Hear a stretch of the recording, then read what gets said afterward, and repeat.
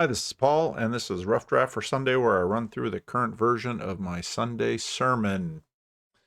This week I saw a video from on Alex O'Connor's channel with Andrew Mark Henry. I had to look up his name. I didn't know his name. From Religion for Breakfast, and they did a video on the question of Jesus the magician.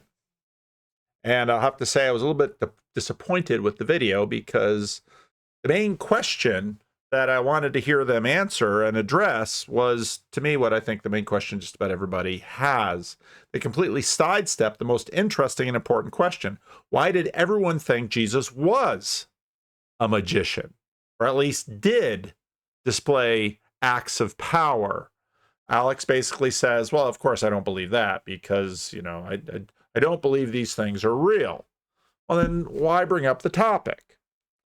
Now, the treatment of magic, I thought, was fairly good. It was pretty much standard for an academic treatment of religion.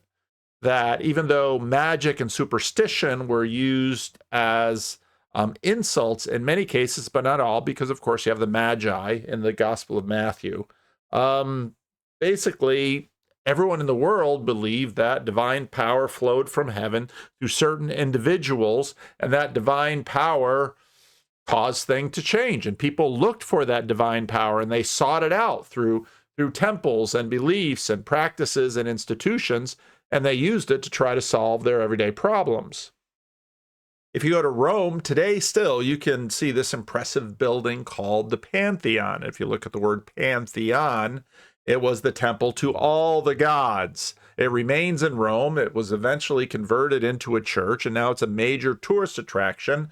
And historically, of course, it was filled with idols and statues and things along the wall. If you go to Pompeii, or at least to the museum in Naples just outside of Pompeii, it is filled with these tiny little figurines and statues, and these are idols. One of the most common one is the goddess Fortuna, fortune, because people want good health, people want good luck, people want wealth. It remains in our language today, may fortune smile upon you. And to have this little idol meant that, well, maybe some of this fortune I can hold in my hand and I can have it, and maybe, just maybe, it will come. But this wasn't considered magic. This was just how everyone in the ancient world made life work. And it's still mostly true today. Kate Thomas was on with Elizabeth Oldfield, and she worked in the intuition industry, and she talked about the major amounts of money that the captains of industry will pay for services of hers or like her own to try to get a leg up in the competition. She makes the observation that it's really only middle-class Western secular people that shun this today and sort of look down on it. She made a handsome living divining for the super wealthy and industrialists of the world. Now, pretty much throughout human history, religion requires temples. Temples are an integral technology in the machinery of making life work. And if you listen to the Religion for Breakfast, people would write curses or prayers or blessings on scrolls and bring them to temples to the gods and hope that the gods would pick them up and enact them in people's lives. If you ever went into a bank or Costco or something and you have these old style pneumatic tubes where you could put something in and goes up, well, these were sort of pneumatic tubes, and it would go up to the real temple, the big temple above the earth, the one in heaven, and the god would get the message and maybe the payment or bribe or whatever it was, and okay, well, maybe I'll do you this service, or I'll send down a messenger to do this for you. Now, we're also going to talk a little bit about golden ages, because in Israel, the kingdom of David and the kingdom of Solomon were golden ages. Now, usually golden ages are seen in retrospect, but some people want to try to declare it beforehand. Now, divinities rest in temples and only in temples, and this is what temples are built for. We might say that, in fact, that is what a temple is. It's a place of divine rest. And now rest isn't settling down. Rest is the commencement of the normal routine of the divine governing the world. And this is why you bring your request or all of these things to the God in the temple with your prayers and your sacrifices, so that the God will act on your behalf, and your crops will grow, and your wife will have children, and your enemies will suffer, and your friends will prosper along with you. Now, we saw when we looked, well, this was a year ago already, when we were looking at David, that the king settled in his palace, and the Lord had given him rest from all his enemies around him. And we're going to hear this again because we're going to talk about Solomon today.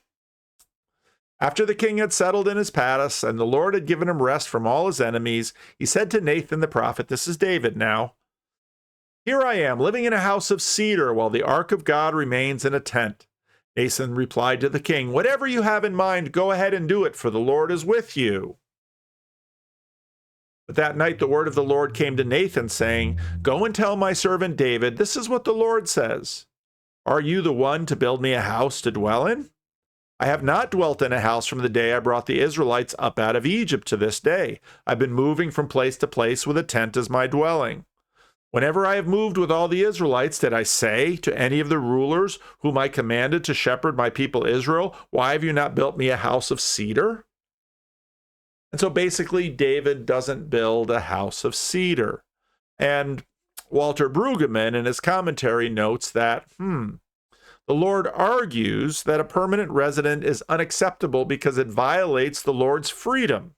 Indeed, a permanent dwelling will prevent the Lord from coming and going. This is a God who will not be held in place by any religious arrangement. The Lord has to be a free God and will continue to be. The royal apparatus is not able to make the Lord its patron. Now, David's son is on the throne. When Hiram, king of Tyre, heard that Solomon had been appointed king to succeed his father David, he sent his envoys to Solomon, because he had always been on friendly terms with David. Solomon sent back the message to Hiram. "Do you know that because of the wars waged against my father David from all sides, he could not build a temple for the name of the Lord his God until the Lord put his enemies under his feet? But now the Lord my God has given me rest on every side, and there is no adversary or disaster." Again, Solomon is in rest. "I intend therefore to build a house for the name of the Lord my God, as the Lord told my father David when he said, 'Your son whom I will put on the throne in your place will build the temple for your name.'" Now you can't find in Kings this, but you can find it in the book of Chronicles, where David basically sets aside provisions for the temple to be built, and Solomon will build it. But is there ambivalence in God about being so nailed down? When the priests withdrew from the holy place, the cloud filled the temple of the Lord, and the priests could not perform their services because of the cloud, for the glory of the Lord filled his temple. Then Solomon said, "The Lord has said that he would dwell in a dark cloud. I have indeed built a magnificent temple for you, a place for you to dwell forever." Israel's God is a gracious God and has a track record of going along with what his people desire. We see this in the book of Samuel with respect to a king. And now they have a temple, like all the other nations have a temple. And then Solomon gives a grand speech. "The Lord has kept his promise he made. I have succeeded David my father, and I now sit on the throne of Israel, just as the Lord promised. And I have built the temple for the name of the Lord, the God of Israel. I have provided a place there for the ark, in which is the covenant of the Lord that he made with our ancestors when he brought them out of Egypt." Then Solomon stood before the altar of the Lord in front of the whole assembly of Israel and spread his hands towards heaven and said, "Lord, the God of Israel, there is no God like you in heaven above or on earth below. You will keep your covenant of love with your servants who continue wholeheartedly in your way. You have kept your promise to your servant David, my father. With your mouth you have promised, and with your hand you have fulfilled, as it is today. But will the Lord dwell on earth? The heavens, even the highest heaven, cannot contain you. How much less this temple I have built? I give attention to your servant's prayer. Yet give attention to your servant's prayer and plea for mercy, Lord my God. Hear the cry and the prayer that your servant is praying in your presence this day. May your eyes be open towards this temple night and day, this place of which you said, my name shall be there, so that you will hear the prayers your servant prays towards this place. Hear the supplication of your servant and of your people Israel when they pray towards this place. You can see the function of the temple already. Hear from heaven, your dwelling place, and when you hear, forgive. When anyone wrongs their neighbor and is required to take an oath, and they come and swear the oath before the altar in this temple, then hear from heaven and act. Judge between your servants, condemning the guilty, to bring down on their heads what they have done, and vindicating the innocent by treating them in accordance with their innocence. When your people Israel have been defeated by an enemy, because they have sinned against you, and when they turn back to you and give praise to your name, praying and making supplication to you in this temple, then hear from heaven and forgive the sin of your people Israel, and bring them back to the land I gave to their ancestors. When the heavens are shut, and there is no rain because your people have sinned against you, and when they pray towards this place, and give praise to your name, and turn from their sin, because you have afflicted them, then hear from heaven and forgive the sin of your servants, your people Israel. Teach them the right way to live, and send rain on the land you gave your people for an inheritance. When the famine or plague come to the land, or blight or mildew, locust or grasshopper, and when the enemy besieges them in any of their cities, and when disaster or disease may come, and when a prayer or plea has made by anyone among your people Israel, being aware of the afflictions of their own hearts, and spread out their hands towards this temple. Notice the function of the temple. Then hear from heaven, your dwelling place, forgive and act, deal with everyone according to all that they do, since you know their hearts, for you alone know every human heart, so that they will fear you all the time they live in the land you gave our ancestors. As for the foreigner who does not belong to your people Israel, but has come from a distant land because of your name, for they will hear of your great name and your mighty hand and your outstretched arm, when they come and pray towards this temple. Then hear from heaven your dwelling place. Do whatever the foreigner asks of you, so that all the peoples of the earth may know your name and fear you, as do your own people Israel, and may know that this house I have built bears your name. When your people go to war against the enemies, whenever you send them, and when they pray to the Lord towards the city you have chosen and the temple I have built for your name, then hear from heaven their prayer and their plea, and uphold their cause. When they sin against you, for there is no one who does not sin, and you become angry with them, and give them over to their enemies, who take them captive to their own lands, far away or near, and if they have a change of heart in the land where they are held captive, and repent and plead with you in the land of their captors, and say, we have sinned, we have done wrong, we have acted wickedly, and if they turn back to you with all their hearts and soul in the land of their enemies, who took them captive, and pray to you towards the land you gave their ancestors, towards the city you have chosen and the temple I have built for your name, then from heaven, your dwelling place, hear their prayer and their plea, and uphold their cause, and forgive your people who have sinned against you. Forgive all the offenses that they have committed against you, and cause their captors to show them mercy. For they are your people and your inheritance, whom you brought out of Egypt, out of that iron smelting furnace. You can see the role of the temple.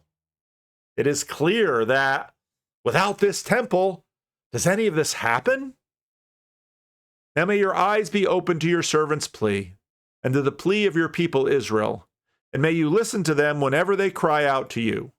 For you singled them out of all the nations of the earth to be your own inheritance, so that you may declare through your servant Moses, when you, sovereign Lord, brought our ancestors out of Egypt.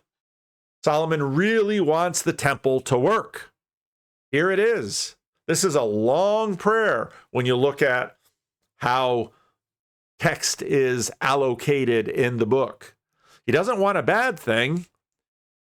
He sort of wants a dangerous thing. Israel's religion is very strange compared to her neighbors. All those little idols of Pompeii, they're not supposed to have any of that. No statue of their god should be made that they could localize, cajole, manipulate, or put in their debt or coerce. The danger with a temple is the temple can become an idol. So God says, I've given you what you've asked, and God is gracious. When Solomon had finished building the temple of the Lord and the royal palace and had achieved all he desired to do, the Lord appeared to him a second time, as he appeared to him at Gibeon. The Lord said to him, I have heard the prayer and plea you have made before me. I have consecrated this temple which you have built, and put my name there forever. My eyes and my heart will always be there. Now, when you read the Old Testament, you read these always, and then something else often comes. As for you, if you walk before me faithfully with integrity of heart and uprightness, as David your father did, and do all I command and observe my decrees and laws, I will establish your royal throne over Israel forever, as I promised David your father when I said, you shall never fail to have a successor on the throne of Israel. But if you and your descendants turn away from me and do not observe the commands and decrees I have given you, and go off to serve other gods and worship them, then I will cut off Israel from the land I have given them, and will reject this temple I have consecrated in my name. Israel will then become a byword and an object of ridicule among all peoples. This temple will become a heap of rubble. All who pass by will be appalled and will scoff and say, why has the Lord done such a thing to this land and to this temple? The people will answer, because they have forsaken the Lord their God, who brought their ancestors out of Egypt, and have embraced other gods, worshiping and serving them. That is why the Lord brought all of this disaster on them. This is 1 Kings 9. Now if we jump to 2 Kings, second half of the book, 25. On the 7th day of the 5th month, in the 19th year of Nebuchadnezzar, king of Babylon, Nebuzaradan, the commander of the imperial guard, and an official of the king of Babylon, came to Jerusalem. He set fire to the temple of the Lord, the royal palace, and all the houses of Jerusalem. Every important building he burned down. The whole Babylonian army, under the commander of the imperial guard, broke down the walls around Jerusalem. Now you'll notice Nebuchadnezzar and Nebuzaradan, these are links to their god. Nebuzaradan, the commander of the guard, carried into exile the people who remained in the city, along with the rest of the populace, and those who had deserted the king of Babylon. But the commander left behind some of the poorest people of the land to work the vineyards and the fields. So did the temple work? Could the temple secure the Lord's favor? Now, was Jesus a magician? No one in the account of Jesus doubted his wonder working, not even his rivals and enemies. They attribute it to Jesus being allied with evil spirits. This was the standard knock on magic. Superstition was magic that didn't work. But when it was also time for the Jewish Passover, Jesus went up to Jerusalem. Under the Persians, a smaller temple would be rebuilt. Under Herod, it would be remodeled to become a grand building. Herod trying to sport himself as a Messiah. Jesus in the temple courts found people selling cattle, sheep, and doves, and others sitting at temples exchanging money. He had made a whip out of cords and drove all from the temple courts, both sheep and cattle. He scattered the coins of the money changers and overturned their temples. To those who sold doves, he said, "Get out of here. Stop turning my Father's house into a market." His disciples remembered what is written, "Zeal for your house will consume me." So on one hand, Jesus, like the Lord, accepts the temple. There's going to be an ambiguity about it. This temple made by human hands. When the Jews responded to him, "What sign can you give us to prove your authority to do all this?"